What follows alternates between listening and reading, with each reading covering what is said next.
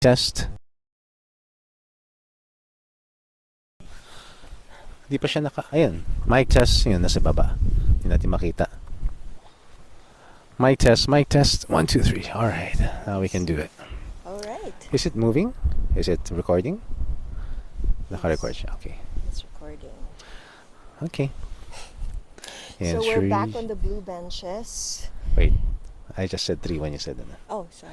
And 3, 2, 1. And we're back to our YouTube channel, and we are here by the blue benches in Fundación Pasita.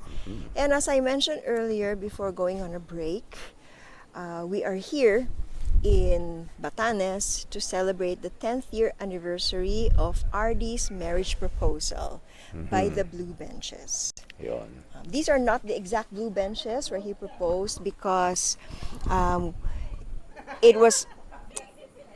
those blue benches were located just outside of our room 10 years ago, but we're no longer occupying that room. So we're just here by the benches near the Fundación Pasita Museum. But since we're talking about blue benches and the proposal happened near the blue benches, we thought might as well this would be a good location for sharing with you the details of the proposal. Yes. So what was happening then? Well, to give context, the month before that, I had actually proposed already. This was October 6, October 6. 2013. Yes. And then, a few weeks later, binawi ko yung sing-sing. I asked for you to return it, remember? When we were having nag-away lunch. tayo. Away ba yun? Oo, nag-away tayo kaya. Okay, it was just a heated discussion for me. So, heated discussion is an away. But basically, yon. So, I decided to ask for the ring back with the intention of giving it back to you when you were ready na. Kasi the first time I proposed, I realized parang you were pressured. I set it up in such a way na may mga friends. And then, as you mentioned later on, parang they were not 100%. So, and then nagko-compromise pa tayo sa boundaries. In terms of physical boundaries. Kaya Hindi man nga, tayo nagsa-sex pero nagmomomal tayo. Yun. Eh, na-confuse ka na. Kaya nga confused ako. Kaya hindi ako 100%. Kasi around that time, I was asking, Lord, ito ba yung God's best mo? Bakit parang hindi napoprotect yung testimony? Hindi Nagko-compromise ako sa integrity. Compromising sa integrity. Kasi you just launched Pogi, which is a book that advocates for purity, pero our boundaries, physical boundaries, were getting smaller and smaller. So parang, Lord, ito ba yung best mo? Hindi ako sure. Even though you proposed to me, which was something eventually I expected, parang confused ako dahil nga merong compromises. Okay. So, Sarap mo kasi magmomol eh. atin-atin lang yan. So, gano'n na nga. And then, binawi niya yung sing-sing kasi nag-away kami. Yeah. Tapos, a week later, nag-apologize ka. Tapos nag-present ako ng purity pledge na nakasulat na. Yes. Yun. And then we started attending the premarital counseling seminars. And I felt that when I remember when we graduated, we got our certificate. Then I surprised you and I showed you a ticket. I printed out a ticket and I said, this is my gift for you, a surprise. So, a trip to Batanes. Yes, with chaperone. So, tatlong ticket yun kasama si JM, who was our chaperone. And also, a photographer. Kasi ine-expect na nga niya na after niya mag-propose, diretso na kami mag-prenup pictures dito sa island. Yun. So, ganun na nangyari. Full of confidence ako. So, anyway, nandito kami sa Batanes, and what happened was the night on our first night, you invited me to wake up early so that by the ridge of the Pacific Ocean, Right. or the South Pacific.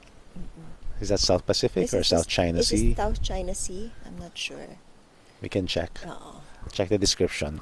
It's just outside the blue benches were just outside our room, Yan. and it was overlooking the sea.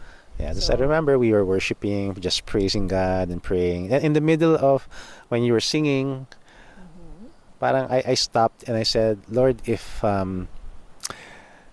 she says yes, ikaw na magbigay ng date sa kanya. Parang masusukog manggaling sa kanya.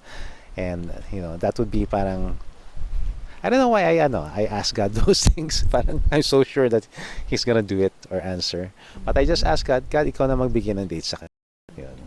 So we continued on worshiping, and then after you prayed, tapos you spoke. I spoke and I asked you to sit down. And I said something. I don't remember what it was. Do you remember? Basta I said, and then I knelt down on one knee in front of you in the bench and said, will you marry me again? Will you marry me? Yes. I said that again. And this time, without anyone there, so there's no pressure. It's just me and you and God. You, me, and God. And I said yes. Tapos sabi ko then, na before you spoke and asked me to marry you, Yeah. the Lord gave me a date. Hmm. As in, parang it came down from heavens.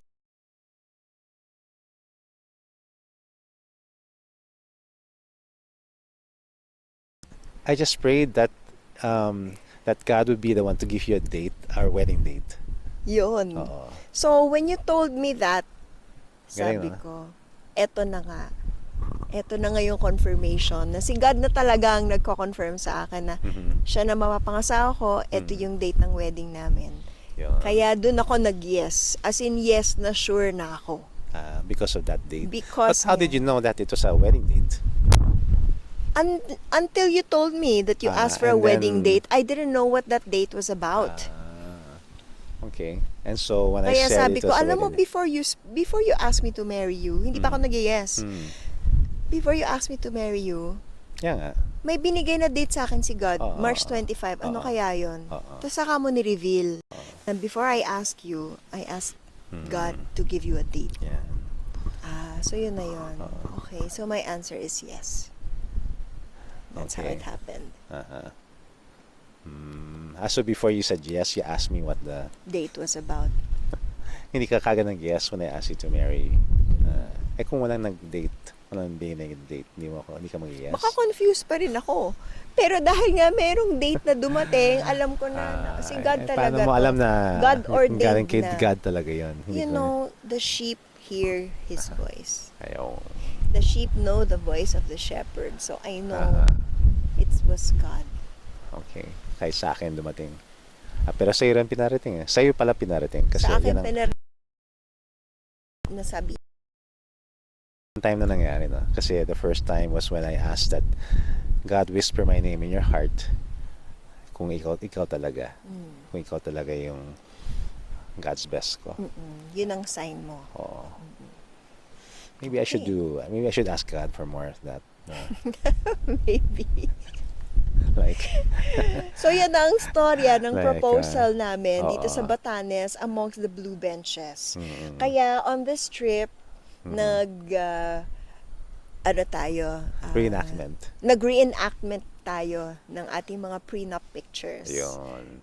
Mas pakita nga natin Which ngayon. you will see in a bit. Yeah. Yan. So, I'll show it to you right now. Yan. Yeah. So, How does it feel? magical ang Batanes. Magical. Yeah. How does it feel to be back here 10 years later? Oh, when we were reenacting, I realized, wow, I used to have so much more energy and strength. Kasi mga pinapagawa, like mga jump shot, hindi na ako makatulan masyadong mataas. Or yung mga nakahiga tayo, tapos yung feet natin Nakataas. Para- Para may balakid na dito. parang yung core ko, oh. Pinag-ano pa tayo. Pinag-Don Zulueta shot pa tayo na buti binuhat nabuhat mo kita, ako. ah. Oo nga. Sabi ko, Lord, sana hindi mag-break yung Nirequest sa amin yun ng photographer kasi ganun daw yung ginawa nila Don at Richard Ayan, Gomez dun pakita sa natin video ngayon, na yan. hihintayin kita sa langit.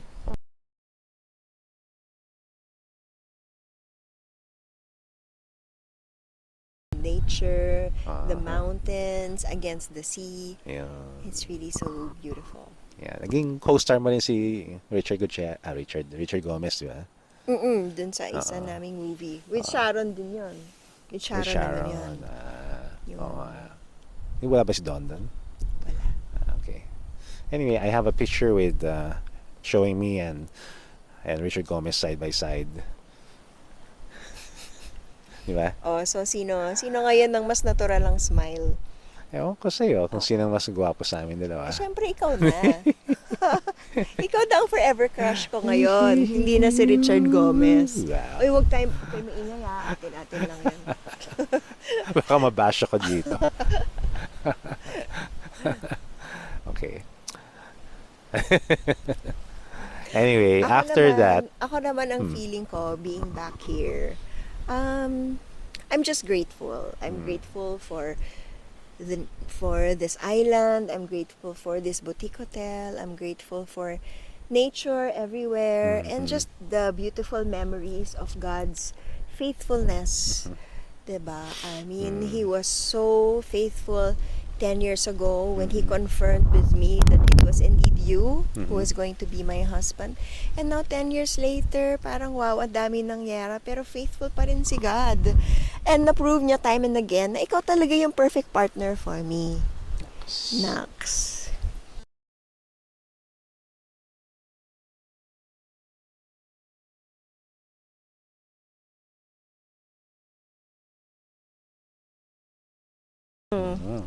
Walang pakundangang kissing na. ayan, shameless. Okay.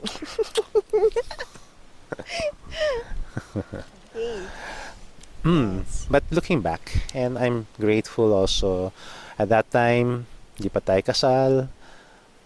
We didn't really know what would happen in the future, but this is like, this place also represents God's goodness, pouring down on us like the rain from above, and like what happened yesterday. Kasi after we got married, grabe yung blessings ni Lord di ba? How He blessed us in our marriage, our ministry, speaking together, the honeymoon. Yeah, and especially the children. Nagkurang ka ng, you were an instant mommy. Josh, si Elijah, a miracle baby boy, and then nagkaroon pa tayong isa pang miracle baby 2 boy. years later, si With- Ezekiel. Yeah, tapos so now we have spiritual children. Sa Yes. CCF Boracay. So parang never ending, overflowing ang goodness ni God sa atin. And I'm just so grateful. Grateful. Kaya nga nung reading ko this morning sa James chapter 1 verse 17, every good gift and every perfect gift comes from above, our Father, coming down from The heavenly lights. our Father of The lights. Father of lights. He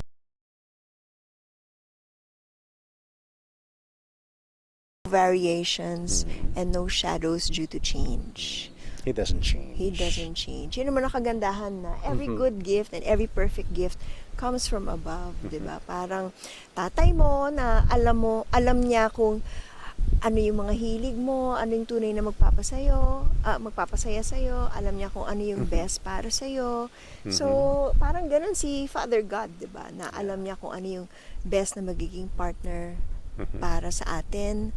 And yun, you're a perfect gift. You're not perfect, but you're The gift. perfect for me. Thank you. And hindi lang ikaw ang naging gift sa akin.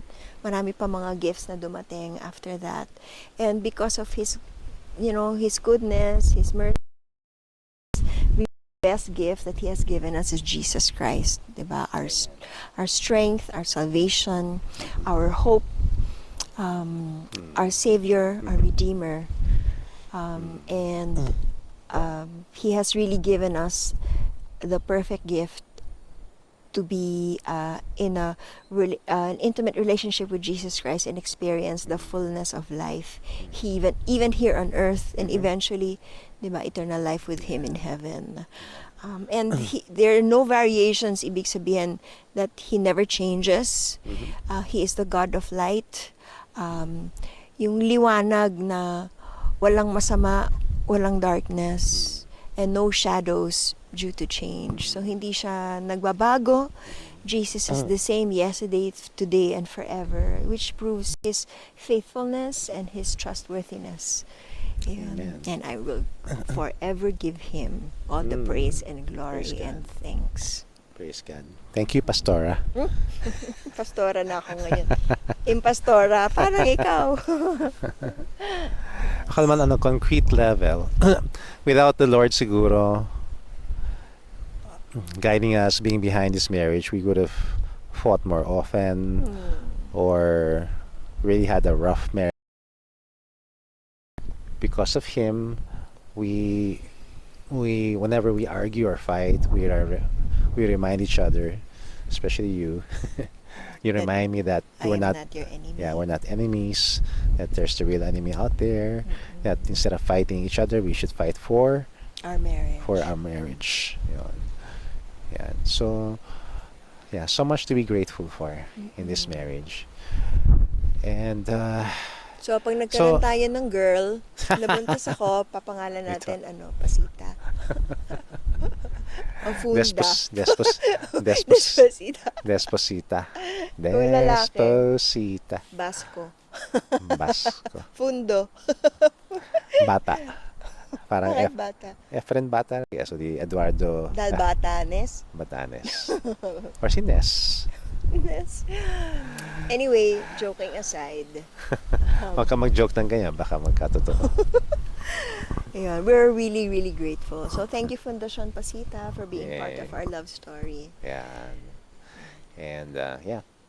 So, if you are thinking of a place to propose to someone, I can't think of a better place than Batanes. Of course, there's Boracay and other places, pero for me, Batanes will always have a special place in my heart because this is where I knelt on my knees, on one knee, and said to you, will you marry me? Knocks. And God answered your prayer. Yes. Yes. Amen. Amen. Thank you. Thank you for asking. You're welcome. So, watch out. Hindi ka magsasabi thank you for saying yes I said kanina while we were in bed. yes, I said thank you for saying yes. I always say thank you for saying yes. Okay. And I'm happy to be married to you. Me too. Very, very happy. Me too. Not just happy, but very happy. Super happy. So 10 years, Yes. 10 more to infinity and Well, beyond. 10 years is on March pa.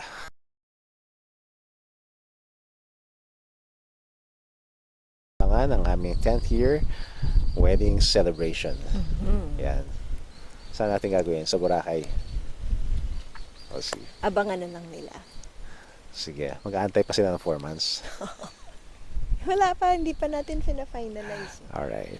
Okay. So, thanks again for joining us. If you like this video, please click like and share it with your friends. And if you haven't yet, please subscribe to our video and we'll see you in our next episode. Bye. How do they say it in Ivatan? God bless you or something like that. Dios Mahades nandun eh. Ano doon? Hindi mo matandaan yung Hindi. kanina. Hindi. Sige. Ayun. God bless you in Ivatan. Bye.